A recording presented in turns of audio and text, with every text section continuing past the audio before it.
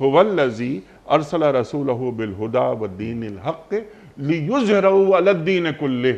اللہ اکبر. تو یہ اظہار دین، تکمیل دین ہو گیا. آپ نے اشارہ فرمایا الیوم اکملت لکم دینکم واتممت علیکم نعمتی ورضیت لکم الاسلام دینا. صرف تکمیل دین ہی نہیں، ہر دین کے اوپر اس دین کو قائم ہونا ہے. یہ بھی اللہ تعالیٰ ایک ذمہ داری بالکل امتیوں پر نافذ کر رہا ہے. ارشاد.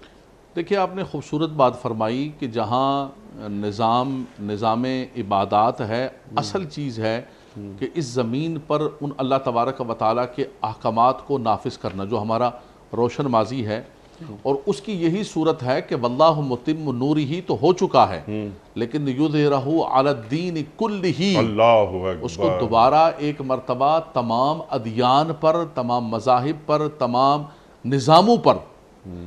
نظاموں پر. دیکھیں بڑی عجیب و غریب قسم کی بات ہے کہ دنیا کے اندر ہم نام لیں عبادت کا، نماز کا، حج کا، کوئی بھی ہمیں کچھ نہیں کہے گا. بولے کوئی مسئلہ نہیں، آ جائیں آپ، ہم آپ کو سینیگولز اور چرچز دیتے ہیں.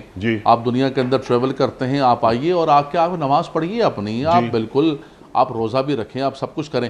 لیکن یہ جو نظام کا یہ جو آپ بات فرما رہے ہیں نا، بولے یہ بات نہیں کرو. نظام نہیں، نظام ہمارا ہوگا، آپ اپنا نام کچھ بھی رکھ لیں، اس کو ٹائٹل سب ٹائٹل کچھ بھی رکھ لیں آپ، لیکن اس کے اندر جو نظام چل رہا ہوگا وہ ہمارا ہوگا.